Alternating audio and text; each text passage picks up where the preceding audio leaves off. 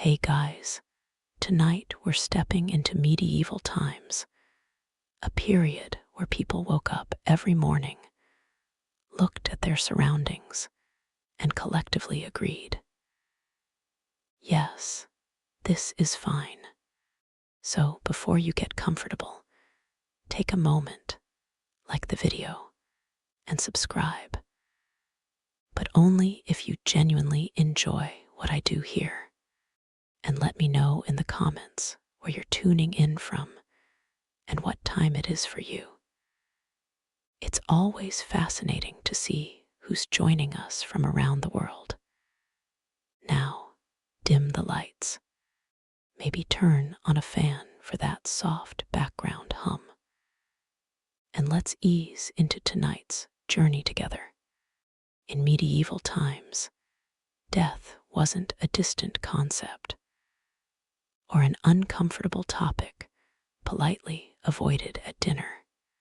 Death was a neighbor, a very quiet neighbor, one that never moved out and occasionally resurfaced after heavy rain. Graveyards were not peaceful, fenced-off spaces meant for reflection and whispering. They were public zones, thorough affairs, social areas. If you were late for market, you cut through the cemetery. If you needed a place to meet someone privately, you met them between two graves. If you were a child looking for somewhere to play, congratulations. You were now playing tag among the deceased, and nobody thought this was odd. Burials were temporary arrangements at best. Space was limited. Bodies were plentiful, and medieval soil did not respect personal boundaries. Coffins collapsed. Rain eroded graves. Bones slowly emerged like they had unfinished business. Finding a skull after a storm wasn't a horror movie moment. It was a maintenance issue, the medieval equivalent of seeing a pothole and thinking, someone should probably deal with that. People reacted accordingly. They nudged bones aside with their feet. They stacked them near church walls. They re-airied them loosely, the way you might tidy up a blanket that slipped off the couch. No screaming, no fainting, just quiet acceptance and mild inconvenience. Churchyards doubled as meeting spaces. Business deals were discussed next to headstones. Arguments happened beside graves. Children ran around while adults negotiated prices for bread. All under the watchful gaze of several generations of skeletons who had absolutely seen worse. And somehow this didn't make medieval people morbid. It made them practical. When death is everywhere, it stops being dramatic. It becomes part of the environment, like mud, church bells, or that one neighbor who always smells faintly of sheep. Imagine growing up learning to walk while carefully avoiding grave markers. Imagine being told not to kick the skull because that belongs to someone. Imagine stepping over a femur on your way to buy vegetables and thinking, again, to a medieval person, this wasn't creepy. It was convenient. Death wasn't hidden, feared, or denied. It was present, acknowledged, and quietly tolerated, like bad weather or an unpopular tax. And perhaps that's the creepiest thing of all, when something terrifying becomes so familiar that it barely registers anymore. At some point, medieval Europe ran into a problem that modern city planners would recognize immediately. There were simply too many dead people and not enough space to put them. Graveyards filled up fast because medieval life had a habit of ending suddenly and without much warning. When space ran out, medieval society did what it always did. It improvised calmly and with unsettling confidence. The solution was the wari. Instead of expanding cemeteries endlessly, old graves were dug up, and the skeletons were removed once the flesh had done everyone the courtesy of disappearing. These bones were not discarded. They were recycled, stacked, sorted, organized. Very neatly, in fact, because nothing says respect like good bone management. Skulls were arranged in rows. Femurs were piled like firewood. Entire walls were built out of human remains. Chapels were decorated with them. Ceilings supported by them. In some places, bones were arranged into patterns and symbols just to show that, yes, this was intentional interior design. And people prayed there, not nervously, not quickly. They knelt, bowed their heads, and spoke softly, surrounded by thousands of empty eye sockets silently attending the service. This wasn't considered morbid. It was considered practical.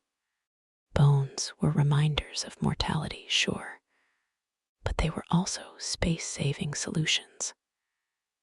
Medieval minimalism, the truly unsettling part, is how unbothered everyone was.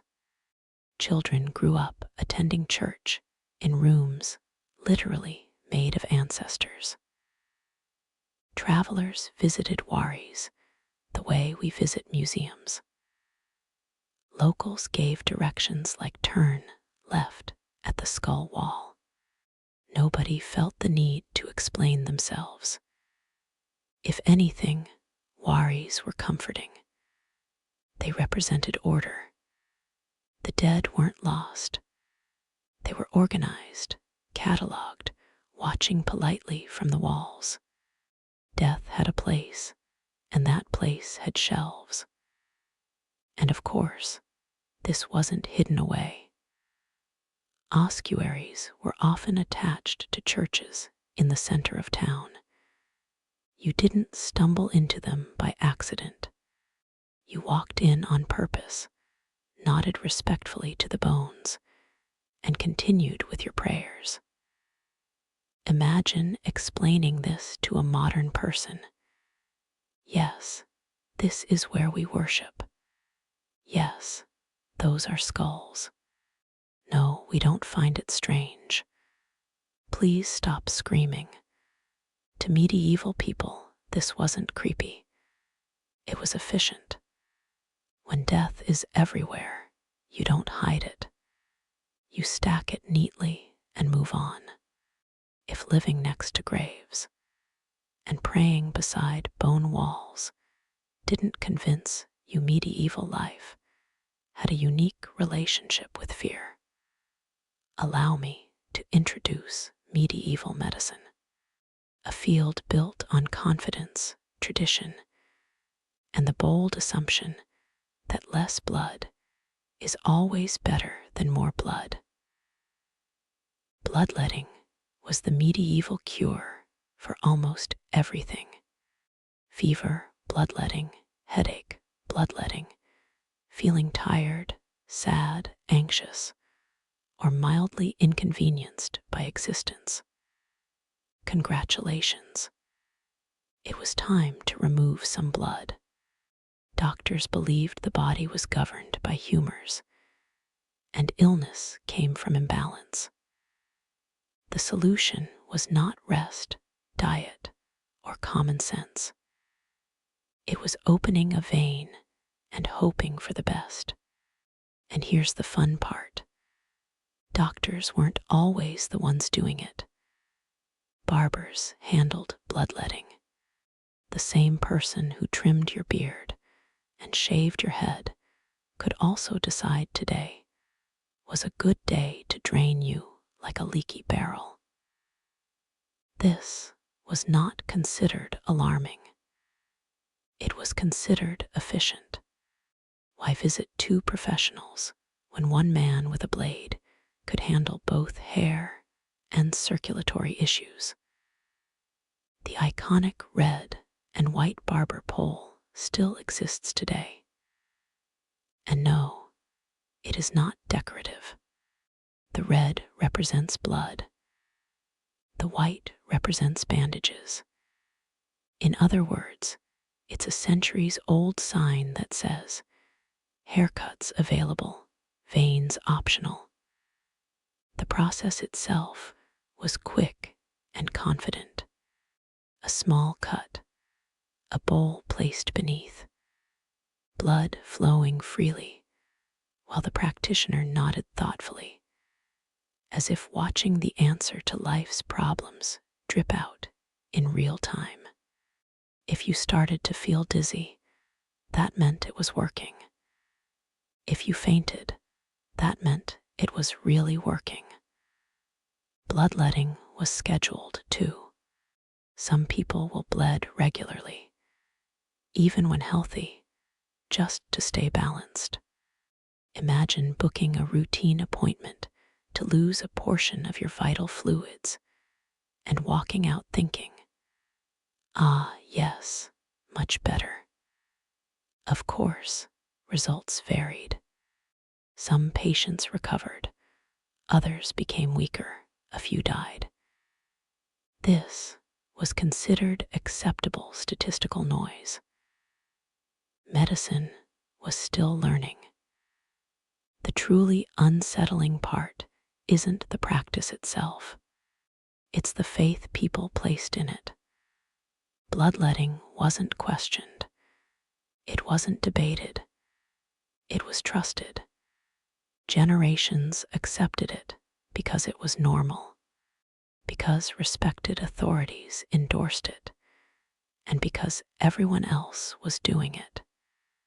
To medieval people, bleeding wasn't dangerous. Not bleeding was.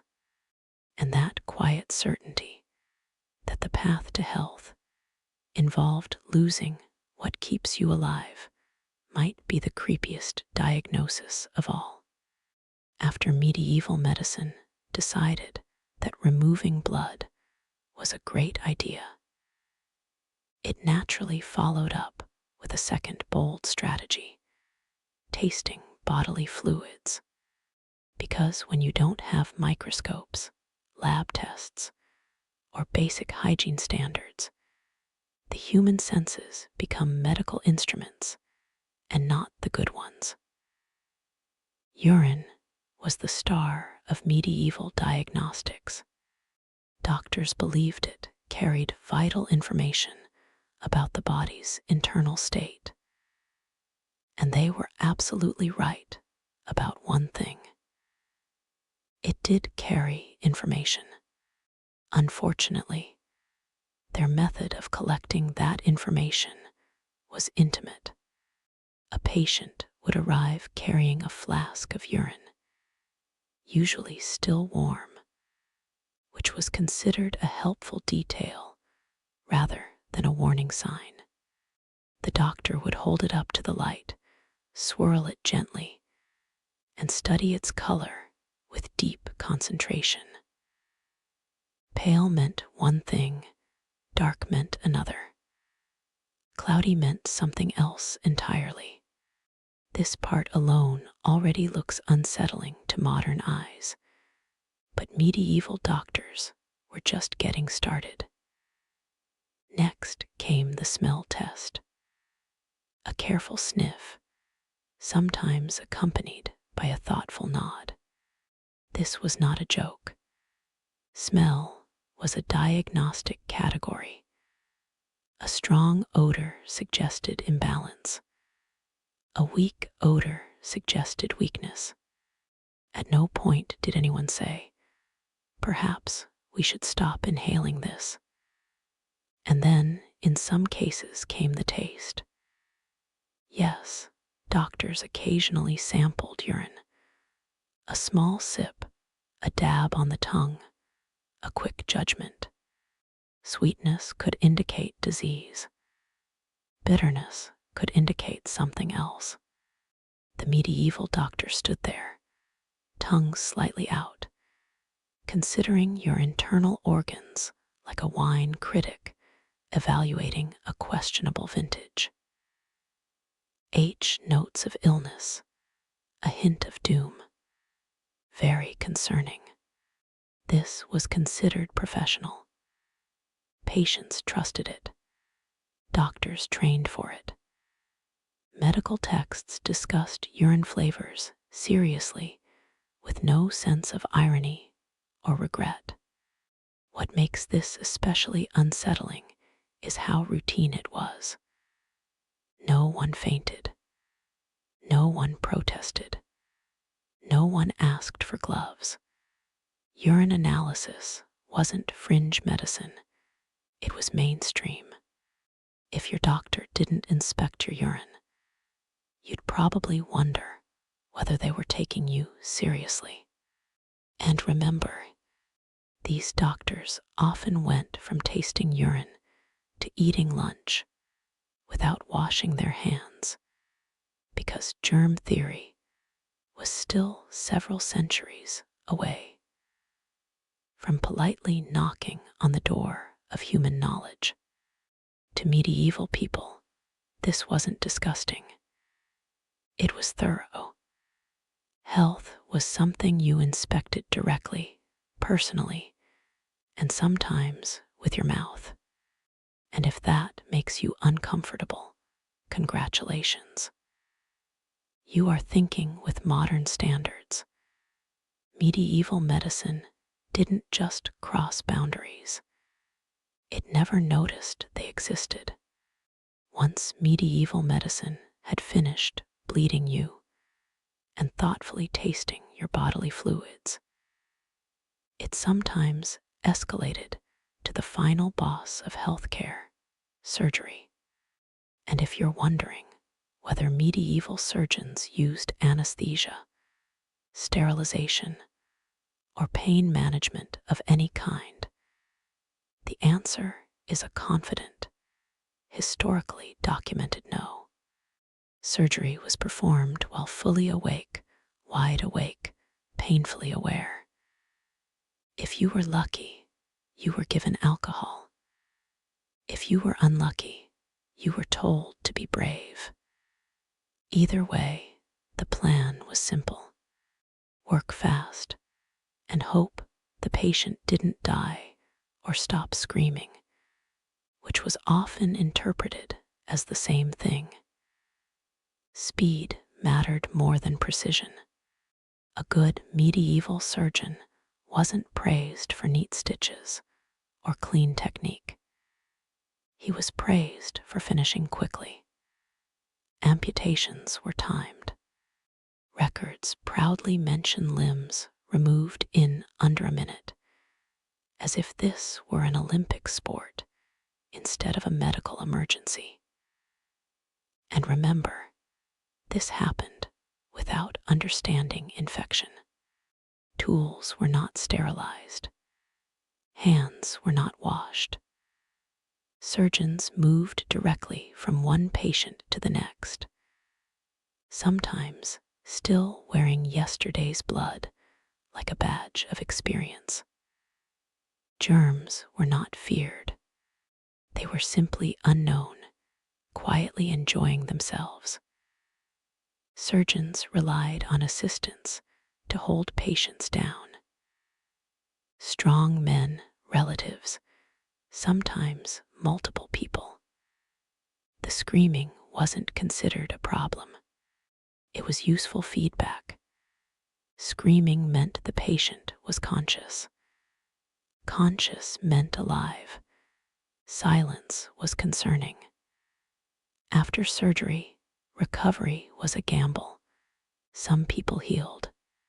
Some developed infections, so dramatic they were described in chronicles with alarming enthusiasm. If you survived, it was credited to skill, prayer, or divine mercy. If you didn't, it was fate or God's will, or something you probably deserved, depending on the mood of the day. What makes this especially unsettling is how normal it all felt. People didn't panic at the idea of surgery. They dreaded it, yes, but they accepted it. Pain was expected. Endurance was praised. Surviving agony was seen as a moral virtue, not a failure of medicine. And here's the quiet horror underneath it all. Medieval people didn't expect comfort from healthcare. They expected suffering. If treatment didn't hurt, they doubted it was doing anything. To them, pain wasn't a sign something was wrong. It was proof that something was being done. And that belief that healing must hurt lingered far longer than medieval times ever did. If medieval medicine taught people that pain was educational, medieval justice decided pain should also be public, instructional, and preferably scheduled for a convenient afternoon. Executions were not hidden away. They were advertised, announced, anticipated. In many towns, Execution Day was the closest Thinga community event. People planned around it. Crowds gathered early to secure a good view, the way you might arrive early for a parade. Vendors sold food and drinks.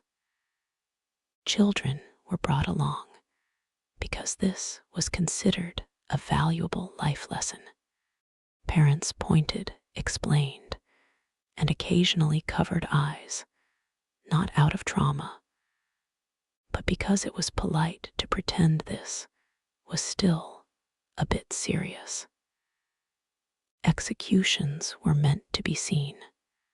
Justice only worked if it was visible.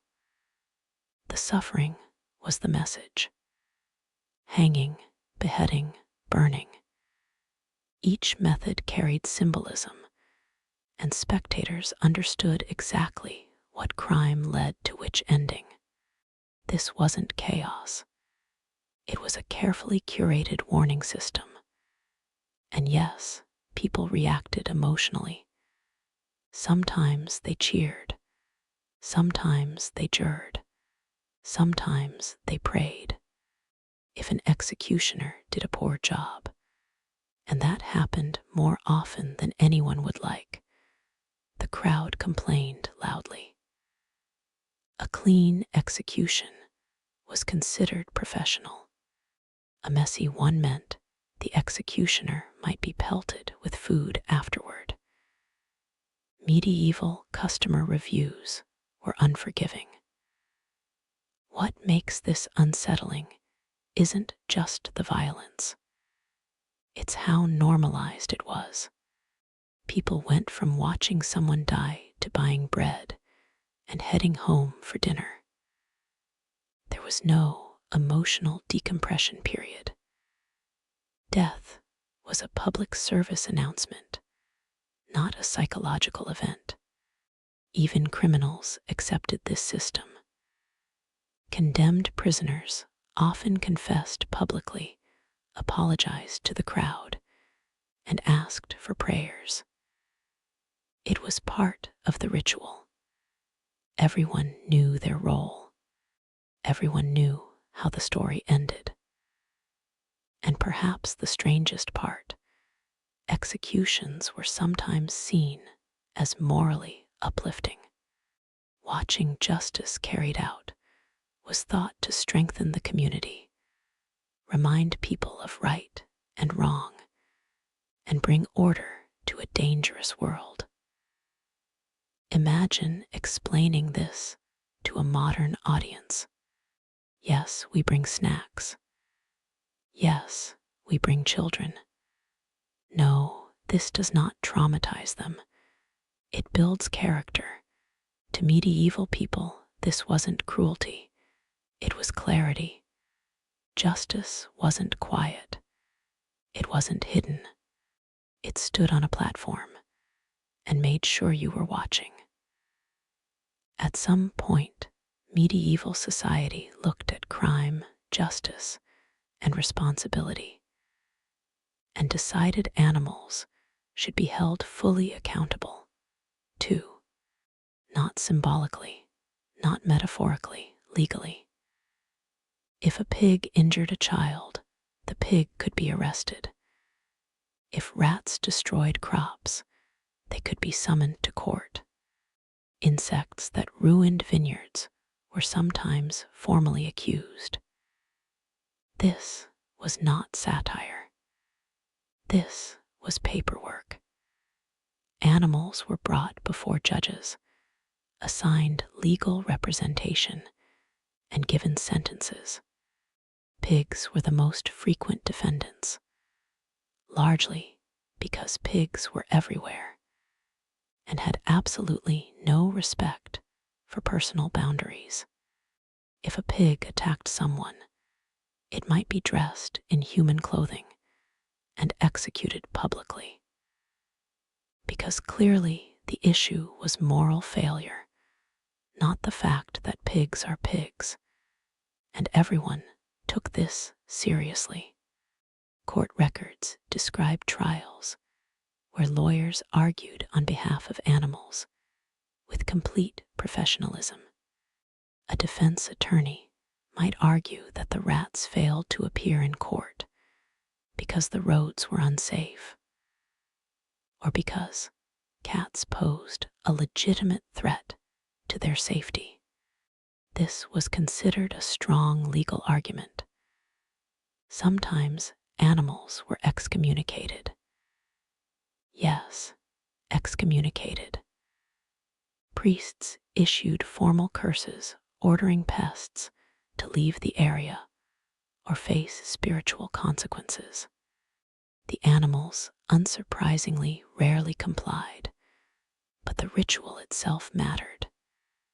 It restored order. It showed that authority had been asserted. What makes this particularly unsettling is how calm and logical it all seemed at the time. Medieval people believed the world was governed by moral rules that applied to everyone, humans, animals, and occasionally objects. If something caused harm, it must be judged. That's it. End of discussion. No one asked whether the pig understood the charges. No one worried about intent. Responsibility was universal. If something bad happened, someone or something had to be punished publicly so the universe could relax again. From a modern perspective, it's absurd. From a medieval one, it was comforting. The world made sense. Justice reached everywhere. Chaos was being managed. Imagine standing in a crowd watching a pig on trial and thinking, yes, this seems correct. Imagine explaining to your child that the pig is being punished because it knew better. To medieval people, this wasn't cruelty. It was order. The idea that animals might be above the law, that would have been truly unthinkable. In medieval times, sleep was not a private sacred experience. It was a group activity, a practical arrangement, a mild social experiment conducted every single night. Entire families slept in one bed, not just parents and children, sometimes grandparents too. Beds were expensive, space was limited, and warmth mattered more than personal boundaries. Body heat was a resource, and medieval people were very efficient with resources. If you had a bed to yourself, you were either wealthy, sick, or deeply suspicious. And it didn't stop with family. If you traveled and stayed at an inn, chances were high you'd be sharing a bed with a stranger, possibly multiple strangers. Gender separation was flexible. Privacy was a concept still in development. You climbed into bed, nodded politely to the person already there, and hoped they didn't snore, itch excessively, or try to tell you their life story at midnight. This was considered normal hospitality. Inns didn't advertise private rooms because that wasn't the expectation. They advertised a bed, singular. The bed was communal. Think of it less like a hotel and more like a medieval sleep lottery. You never knew who you'd wake up next to, assuming you woke up at all and weren't eaten alive by fleas during the night. And yes, fleas were present always. They lived in the bedding, the straw mattresses, the blankets, and occasionally on you. Scratching in bed wasn't rude. It was expected. If someone wasn't scratching, people assumed they were lying. Children grew up with this as their baseline. They learned early how to sleep without kicking, how to tolerate strangers' elbows, and how to accept that the warmth pressing against them might belong to someone they'd never met before and would never meet again. Even the wealthy weren't immune. Nobles slept in large chambers with servants nearby. Privacy was still limited. Someone was always watching, listening, or hovering with a candle. Solitude during sleep was rare and sometimes considered unsafe. The unsettling part isn't the closeness. It's the lack of discomfort about it. Medieval people didn't feel violated. They felt practical. Warmth mattered. Safety mattered. Personal space was negotiable. Imagine explaining modern sleep habits to a medieval person. Yes, I sleep alone. Yes, in my own room. Yes, the door is closed. They would look at you the way we look at haunted houses, with suspicion and mild concern. To medieval people, sleeping alone wasn't peaceful. It was strange. And crawling into bed beside a complete stranger, that was just good manners. When you live in a world without science as we understand it, you still need explanations. Medieval people had plenty. They just weren't comforting. Everything strange, frightening, or inconvenient had a cause, and that cause was almost never bad luck. It was demons, witches, spirits, or someone somewhere who had definitely angered God. Nightmares were not dreams. They were attacks.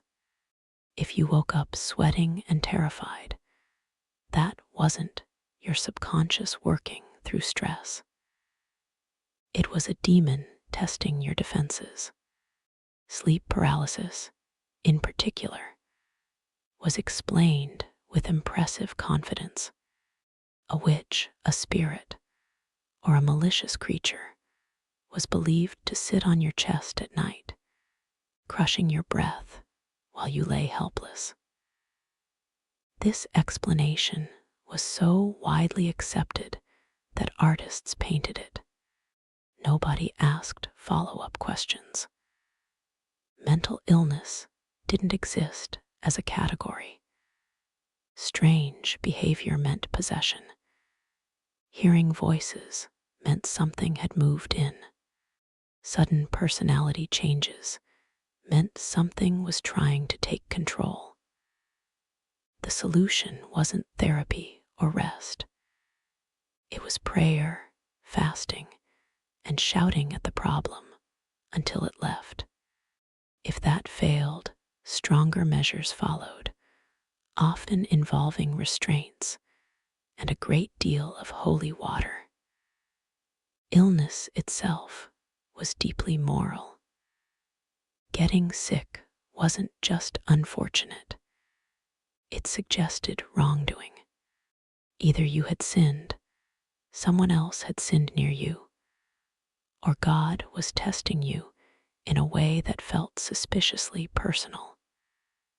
Recovery meant forgiveness. Death meant lessons for everyone else. Even natural events were treated with suspicion. Sudden storms were omens. Failed crops were punishment. Birth defects were signs. Nothing happened without meaning. The universe was not random. It was judgmental, observant, and extremely invested in your daily behavior. The unsettling part isn't that medieval people believed these things. It's that the system worked psychologically, at least. Fear created order. Explanation created comfort. If something terrible happened, it wasn't chaos. It was intentional. Someone was in charge, even if that someone seemed cruel and unpredictable. And once you accept that framework, everything makes sense. You don't feel powerless. You feel watched, which to medieval people was better. Imagine trying to explain modern explanations to them. No, it's just your brain misfiring. They would stare at you, deeply concerned, and ask why your brain was allowed to do that unsupervised. To medieval people, superstition wasn't ignorance. It was structure. The world wasn't terrifying because it was unknown. It was terrifying because it was personal, and it was always paying attention.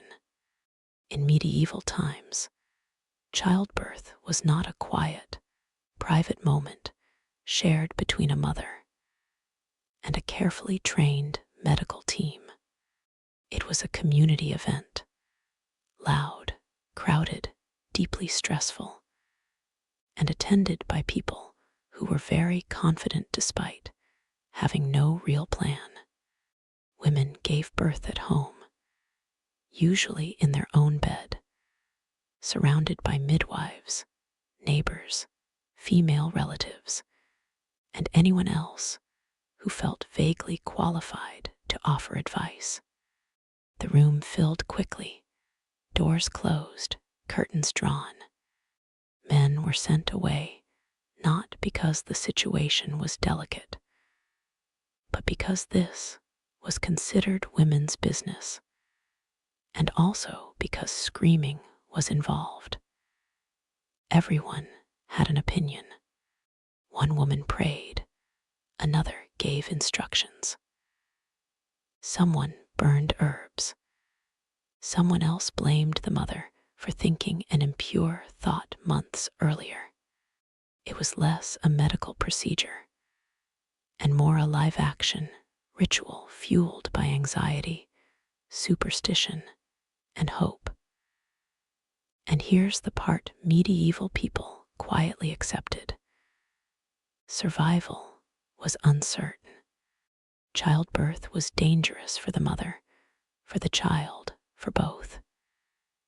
Everyone in the room knew this, which is why prayers were constant and emotional attachment was cautious. Celebrations often waited. Naming the child sometimes waited. Getting too excited too early was considered tempting fate. If something went wrong, it wasn't treated as a medical failure. It was God's will, or a test, or punishment, or something that would eventually make sense, even if it didn't feel comforting at the time. There was no rage at the system. There was resignation. The creepiest part is how routine this was. Women gave birth repeatedly, often while already exhausted, undernourished, and terrified. And then if they survived, they got up and returned to daily life astonishingly, quickly, because work didn't stop just because you'd narrowly avoided death. Midwives held enormous power. They weren't just medical helpers, they were spiritual figures. They baptized newborns in emergencies. They judged whether a birth was going well. Their words carried weight, and if something went wrong, they were sometimes blamed or worse. Imagine explaining modern childbirth to a medieval woman. You'll be alone with professionals. You'll have pain relief. You'll probably survive. She would look at you like you were telling a fairy tale and ask which saint made that possible. To medieval people, childbirth wasn't beautiful. It was dangerous. And the fact that it happened so often made it no less terrifying. It was normal. And that's what makes it unsettling. Medieval people didn't just remember the dead. They kept pieces of them, and not in a subtle, tucked away way. In a proud, well-lit, publicly displayed way. Relics were physical remains of saints. Fingers, teeth, ribs, skull fragments, drops of blood, and occasionally things that were allegedly drops of blood.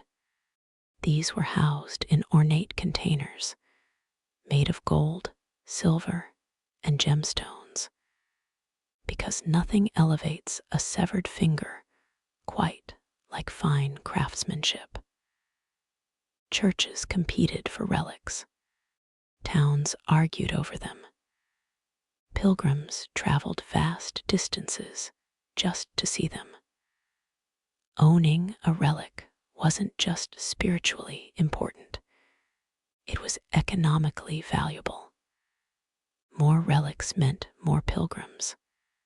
More pilgrims meant more money. Holiness was good for business.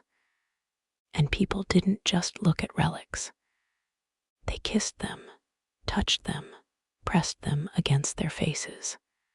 Sometimes they were passed around like sacred souvenirs. This was not considered unhygienic. It was considered reverent. The truly unsettling part is that some saints had multiple skulls scattered across Europe, and nobody felt the need to address this inconsistency. If a church claimed to have the true skull of a saint, people believed them. If another church claimed the same thing a few hundred miles away, that was also accepted.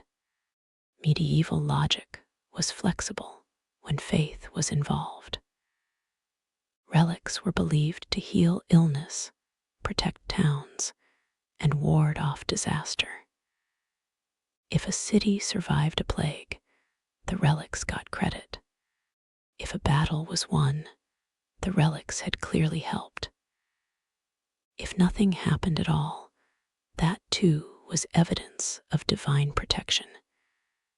And when relics didn't work, that was never their fault. The believer must not have been worthy. Or perhaps the saint was busy or testing you. Saints, like medieval customer service, were believed to operate on their own schedule. From a modern perspective, it's unsettling. Human remains displayed openly, crowds touching them daily. Entire belief systems built around fragments of bone. But to medieval people, relics weren't creepy. They were comforting. They made the divine tangible. They brought heaven closer. They turned death into protection. Imagine explaining to a medieval pilgrim that touching a 1,000-year-old finger might spread disease. They would stare at you in horror, not at the hygiene issue, but at your lack of faith. To them, relics weren't morbid. They were miraculous. And once again, the strange becomes normal. Medieval people did not struggle with hygiene. That implies effort. The truth is simpler and far more unsettling. Medieval people had a completely different relationship with dirt, parasites, and personal cleanliness, one that involved quiet acceptance and a lot of scratching. Bathing was rare, not because people enjoyed being dirty, but because heating water took time, fuel, and effort that could be better spent not starving. Full body baths were occasional events, sometimes seasonal, sometimes ceremonial, and sometimes avoided, because too much bathing was thought to weaken the body by opening the pores and letting illness sneak in. Cleanliness, ironically, was considered dangerous. Instead, people washed selectively, hands, face, maybe feet. Everything else was negotiable. As a result, lice were not a sign of neglect. They were a sign of being alive. Fleas lived in bedding, clothing, straw mattresses, and floor rushes. Everyone had them. Everyone scratched. Scratching openly was not rude. It was honest. If someone wasn't scratching, people assumed one of three things. They were lying, they were wealthy, or they were somehow unnatural. Fleas were such a constant presence that they barely registered as pests. They were background noise, like church bells or bad weather. Medieval humor even included flea jokes, which tells you how deeply accepted the situation was. When your jokes involve parasites, you've made peace with something. Clothing didn't help. Garments were worn constantly, rarely washed, and passed down through families. Wool trapped warmth and also trapped absolutely everything else. Fleas loved it. Lice considered it premium real estate. Changing clothes frequently wasn't a thing. Clothes were valuable, and washing them too often damaged the fabric. Beds were worse. Straw mattresses were replaced infrequently, and straw was an excellent hiding place for insects.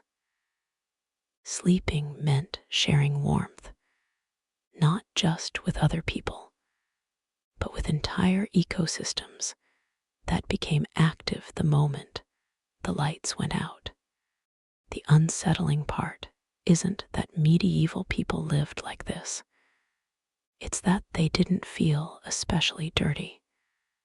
This was normal. This was baseline. The human body adapted. Expectations adjusted. Complaints were minimal because there was nothing to compare it to. Imagine telling a medieval person, "In the future, people will bathe daily and still complain."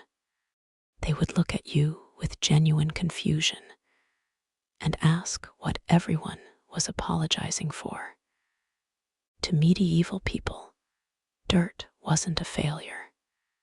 It was environment, and the idea of being completely clean all the time, that would have seemed deeply suspicious. In medieval times, fire was both your best friend and your most patient enemy. You needed it to cook, to stay warm, to see after sunset, and occasionally to keep wolves from feeling confident. But at the same time, it was quietly plotting to erase your entire town while you slept.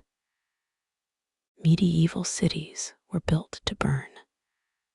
Houses were packed tightly together. Streets were narrow, and buildings were made of wood, thatch, and hope. Roofs were essentially dry grass waiting for inspiration. One stray spark could turn a neighborhood into a historical footnote by morning. And sparks were everywhere. Candles burned constantly.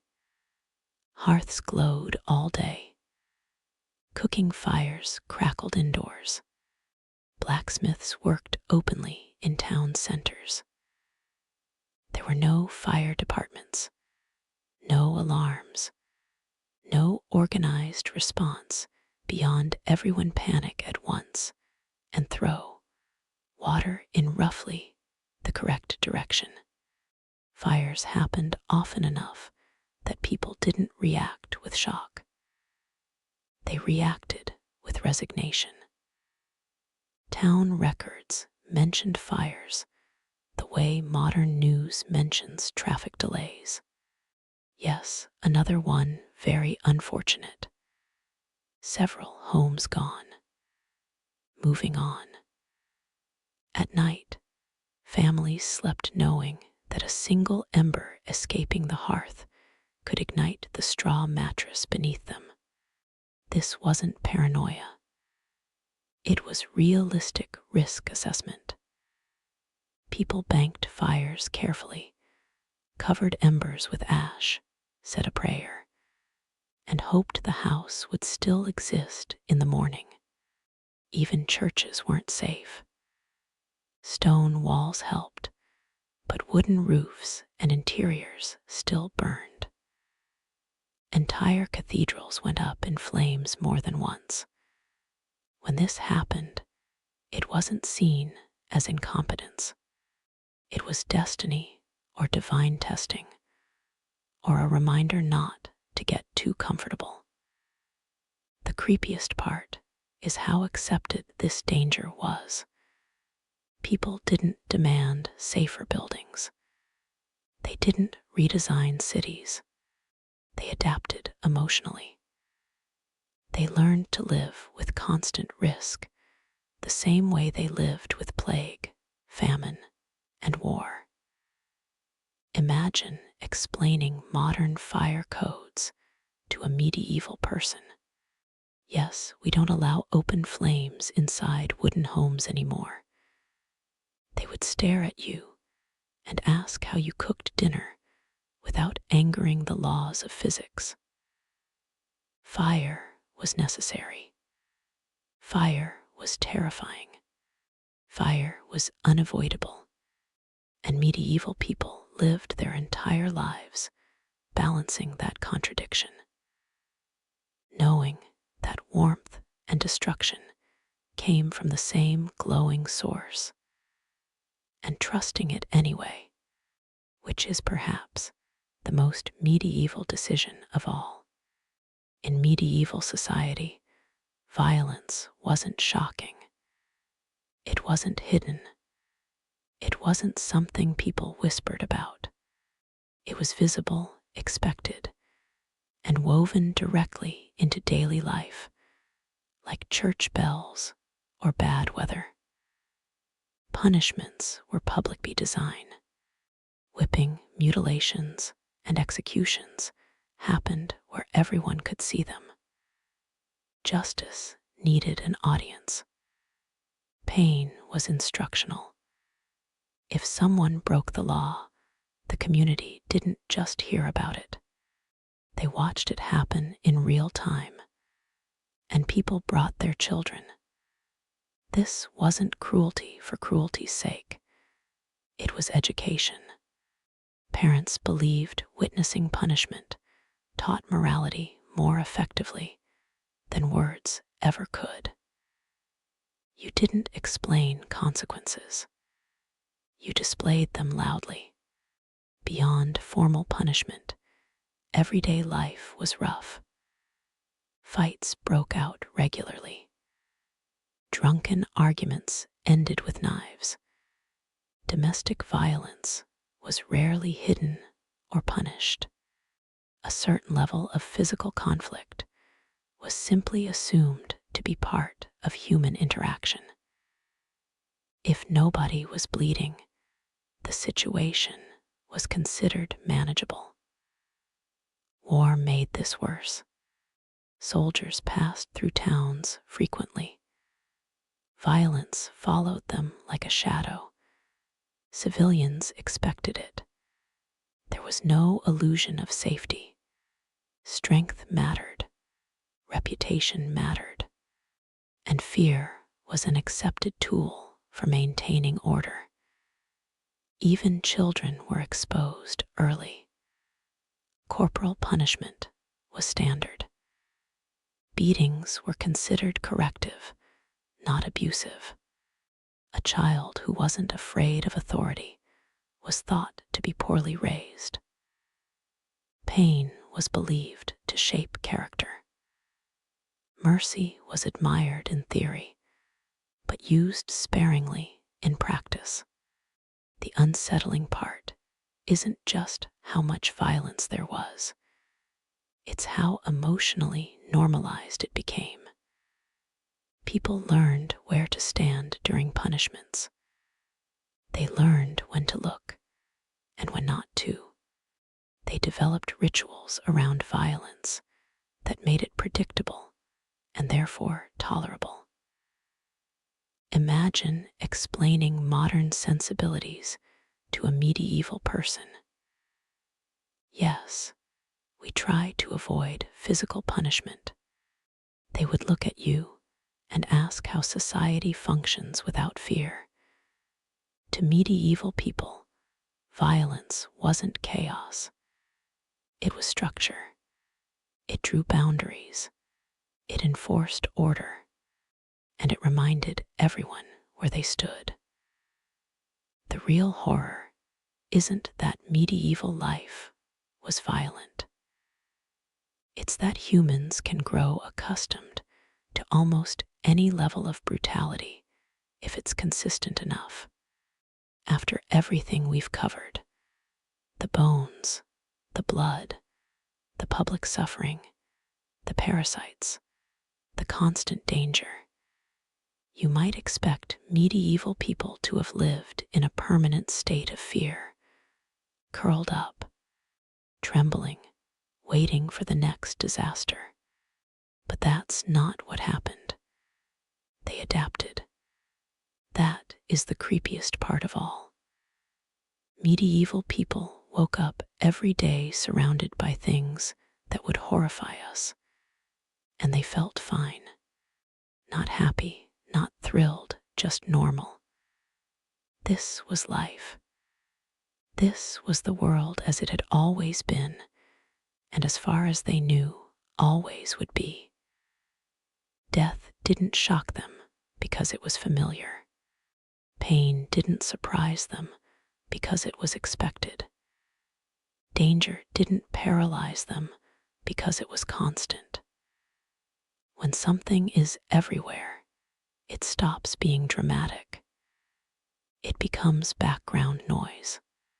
A skull in the graveyard wasn't terrifying. It was a reminder to watch where you stepped. Bloodletting wasn't frightening. It was healthcare. Sharing a bed with strangers wasn't invasive. It was practical. Fleas weren't disgusting. They were roommates who refused to pay rent. Even violence lost its emotional edge. Public punishments weren't spectacles of horror. They were lessons. Order made visible. Fear made useful. People learned when to look, when to turn away, and when to nod solemnly and go back to their chores. This wasn't because medieval people lacked empathy or imagination. It was because humans are incredibly good at normalizing the environment they're given. We build routines around danger. We tell stories to explain suffering. We develop humor, dry, dark, and quiet, to make the unbearable manageable. And if that sounds familiar, it should, because every era has its own version of normal that future generations will find disturbing. Every age tolerates things it shouldn't, because changing them feels impossible. Medieval people didn't see themselves as living in a nightmare. They saw themselves as living in reality, which raises an uncomfortable question. What are we living with right now that feels normal but won't someday? That's the lingering chill medieval history leaves behind. Not the gore, not the fear, but the realization that humans can get used to almost anything, even horror. A medieval royal banquet was not a meal. It was a threat politely served on silver. When a king or queen announced a feast, the purpose was never simply to feed guests. It was to remind everyone in the room who controlled land, labor, and life itself. Long before the first course arrived, the message had already landed. Look at how much I can afford to waste. The hall itself was part of the performance. Tapestries blazed with scenes of conquest. Fires roared in hearths large enough to swallow a modern living room. Hundreds of candles turned gold thread, and polished armor into a shimmering reminder that this household did not worry about fuel shortages. Even the air smelled expensive. Smoke from roasting meat, sweet spices imported from faraway ports, and fresh bread made from refined white flour filled the space. Nothing here was accidental. The food came in waves, not courses. Roasted boar with apples, swans stitched back into their own feathers, rivers of gravy poured over trenches of bread that would be thrown away afterward. This wasn't indulgence. It was intimidation through abundance. Many guests had traveled days from estates where peasants survived on porridge and onions. Watching entire animals carved and discarded after a few bites was a sharp lesson in hierarchy. But the real weapon wasn't the food itself. It was who got what. The closer you sat to the ruler, the hotter your food arrived. Lesser nobles received colder dishes, tougher cuts, and fewer servants hovering at their elbows.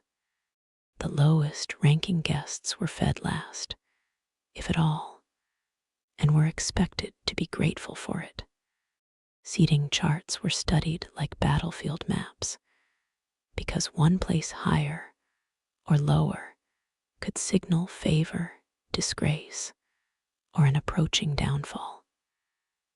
Conversation was carefully controlled, too. Toasts praised the ruler's generosity, even as everyone understood the unspoken rule. This generosity could vanish overnight.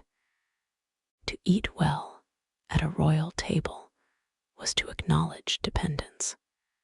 Every bite carried a reminder that loyalty was rewarded, disobedience punished, and that power, like the banquet, flowed from the head of the table outward.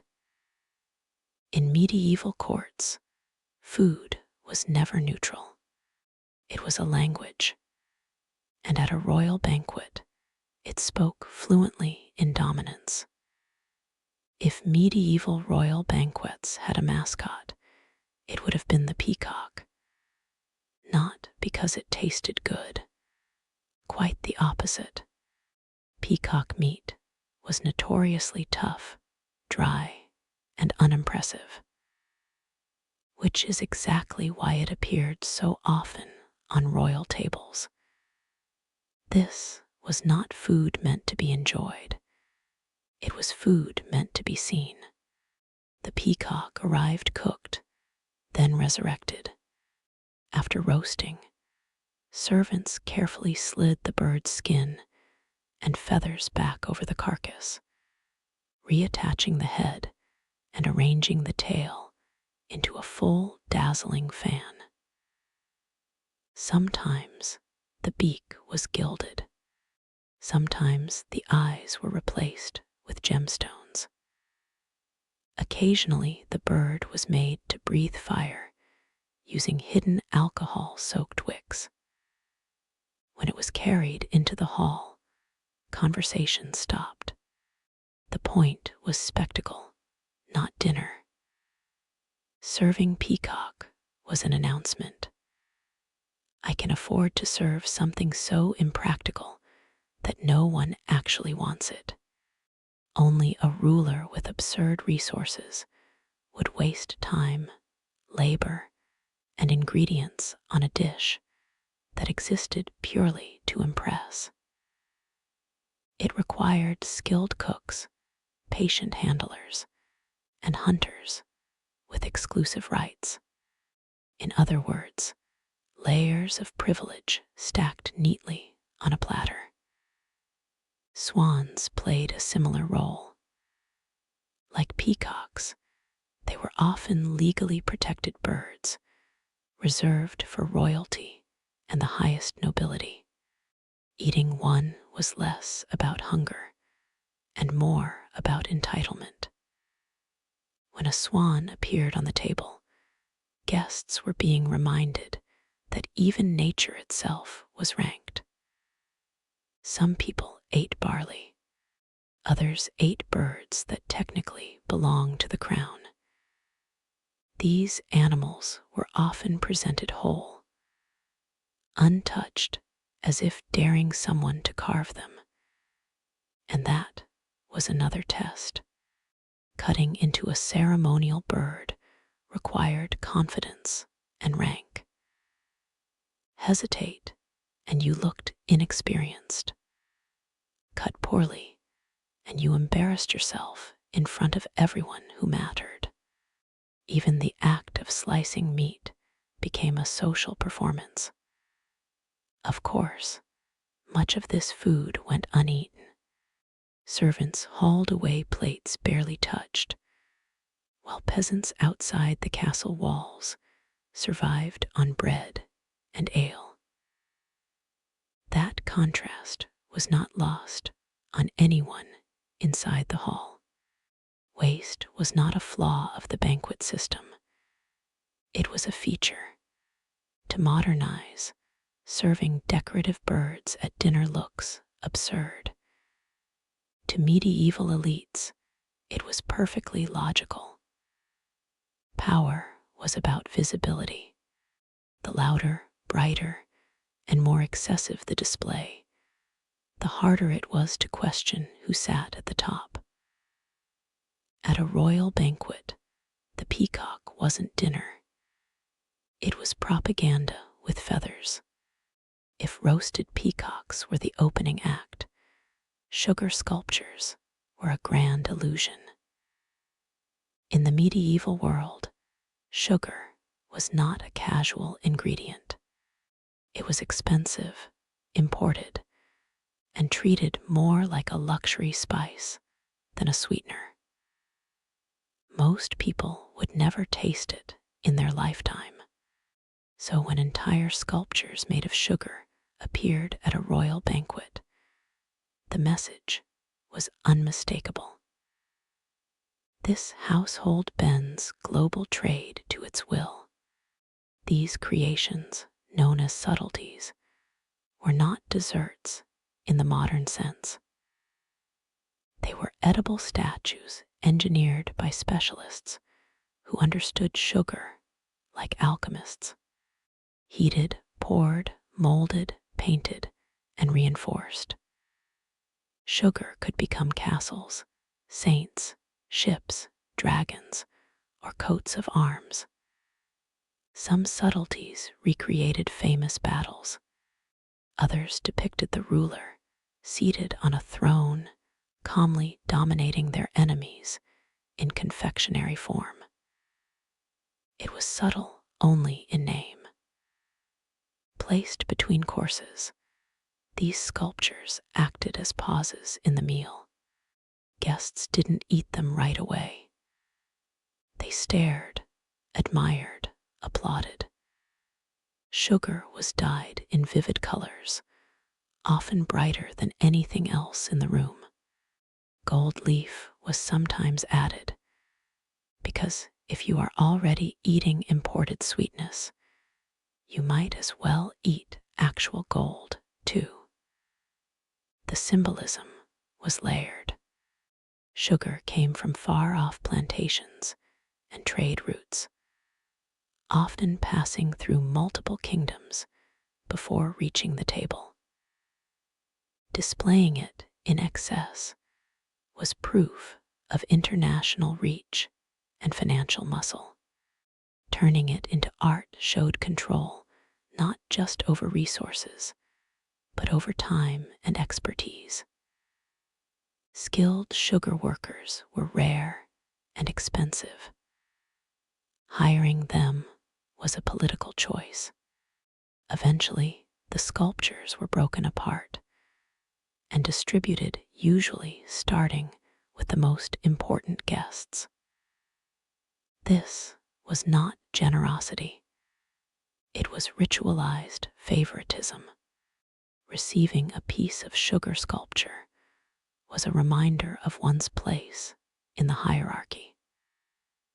Some guests ate their portion carefully, as if afraid to waste a single grain. Others barely touched it, knowing they could afford not to care. And once again, the irony was obvious.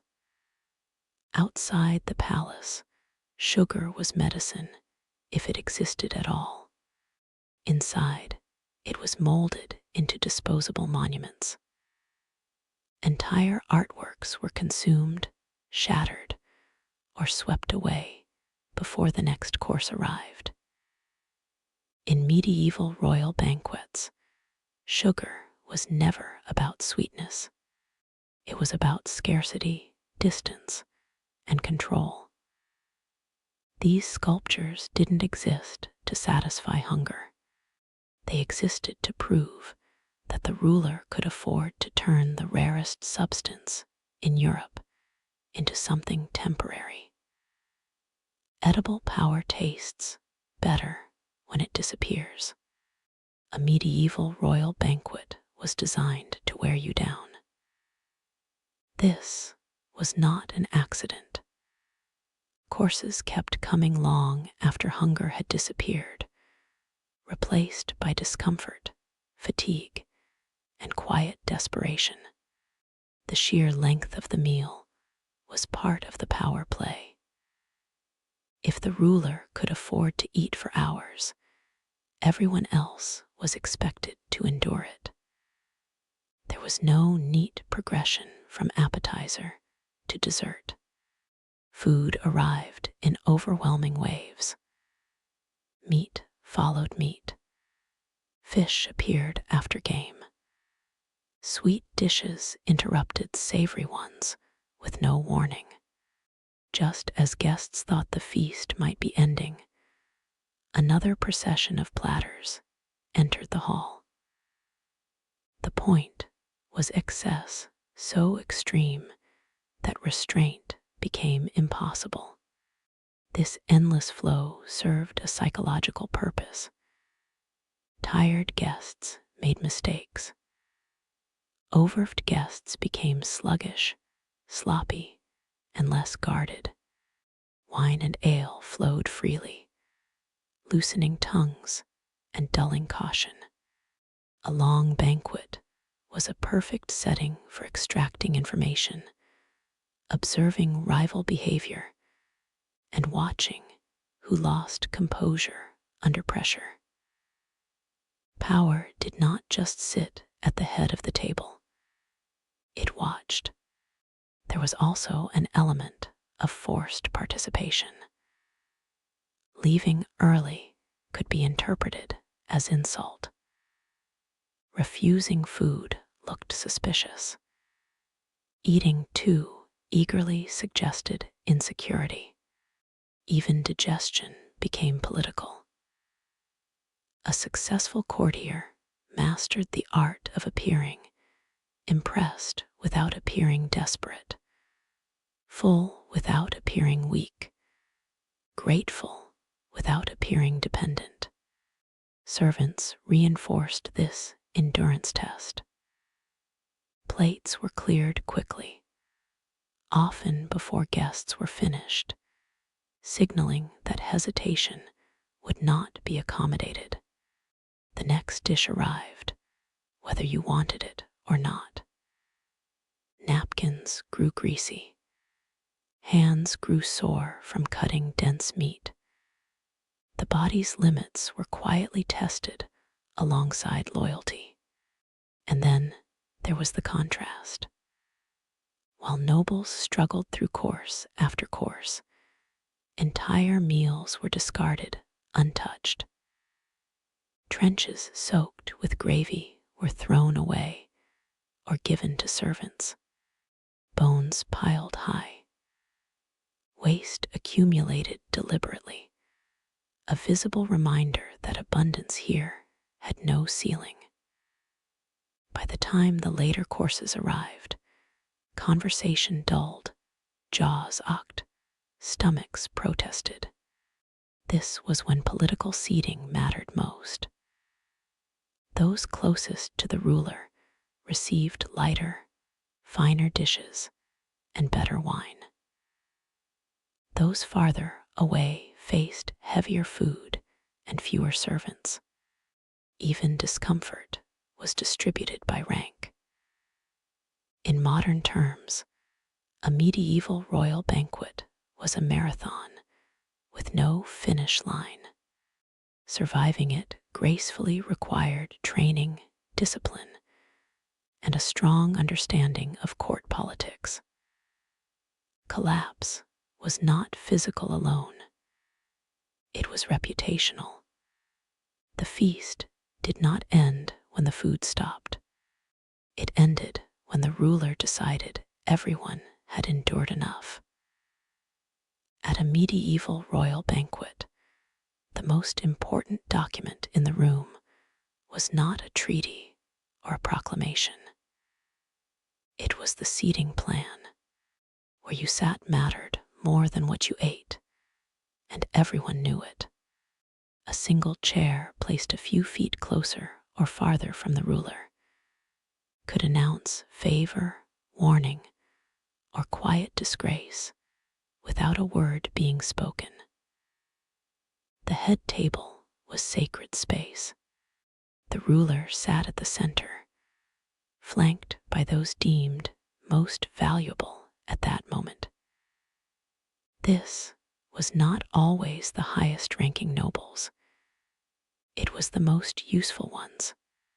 A powerful ally, a recently forgiven rival, or a visiting ambassador might suddenly find themselves promoted to a seat of honor.